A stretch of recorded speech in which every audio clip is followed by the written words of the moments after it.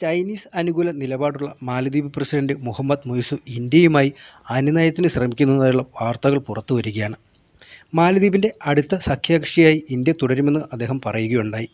മാലദ്വീപിന് India കടാശ്വാസം നൽകണമെന്നും മുഹമ്മദ് മൊയ്സു ആവശ്യപ്പെട്ടിരിക്കുകയാണ്. മാലദ്വീപിന് സഹായം നൽകുന്നതിൽ ഇന്ത്യയുടെ പങ്ക് നിർണായകമാണ്. ഇന്ത്യ വലിയ പദ്ധതികൾ മാലദ്വീപിൽ നടപ്പാക്കിയിട്ടുണ്ടെന്നും മൊയ്സു പറയുകയുണ്ടായി. ഒരു മാധ്യമത്തിന് നൽകിയ അഭിമുഖത്തിലാണ് അദ്ദേഹം ഇങ്ങനെ പറഞ്ഞത്.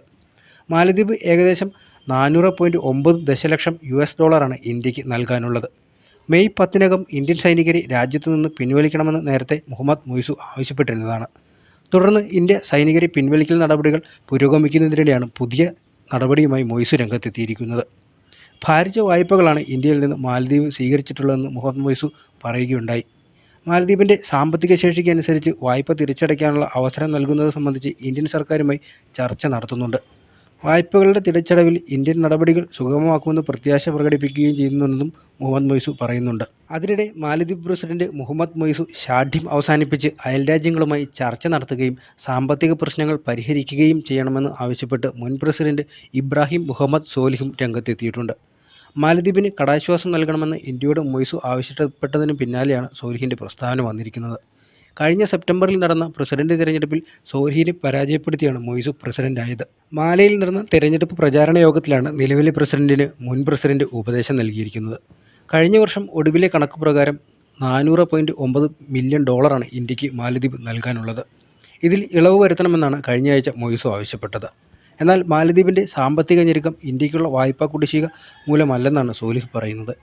ഇന്ത്യയേക്കാൾ കൂടുതൽ ചൈനയ്ക്കാണ് നൽകാനുള്ളതെന്നും 25 വർഷമാണ് വായ്പയുടെ കാലാവധിയെന്നും അദ്ദേഹം പറയുകയുണ്ടായി.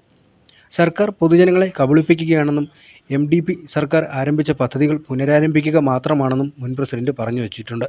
ആ നുണകൾ മറയ്ക്കാനാണ് മന്ത്രിമാർ ഇപ്പോൾ കള്ളം പറയുന്നതെന്നും അദ്ദേഹം പറയുകയുണ്ടായി. കഴിഞ്ഞ നവംബറിലാണ് മുഹമ്മദ് മൊയ്സു മാലദ്വീപ് പ്രസിഡന്റായി അധികാരമേറ്റത്. ഇതിനുശേഷം ഇന്ത്യയും മാലദ്വീപും തമ്മിലുള്ള നയതന്ത്ര ബന്ധം വഷളായിരുന്നു. ചൈനയോട് ആഭിമുഖ്യം പുലർത്താൻ ആഗ്രഹിക്കുന്ന മൊയ്സു മെയ് 10-നകം ദ്വീപിലുള്ള ഇന്ത്യൻ സേനാവിന്യാസം പൂർണ്ണമായും പിൻവലിക്കണമെന്ന് ആവശ്യപ്പെടുകയാണ് ചെയ്തത്. 3 വ്യോമതാവളങ്ങളിലായി 88 ഇന്ത്യൻ സൈനികരാണ് മാലദ്വീപിലുള്ളത്. ആദ്യ ബാച്ച് ഈ മാസം ആദ്യം തന്നെ ഇന്ത്യയിലേക്ക് തിരിച്ചെത്തിയിട്ടുണ്ട്. ലക്ഷദ്വീപിലെ മിനിക്കോയ് ദ്വീപിൽ നിന്ന് 70 നോട്ടിക്കൽ മൈൽ അകലെ മാത്രമാണ് മാലദ്വീപിലേക്കുള്ള ദൂരം. എയർ ആംബുലൻസ് ഉൾപ്പെടെയുള്ള വൈദ്യസഹായങ്ങൾ ഇന്ത്യയാണ് നൽകി വരുന്നത്.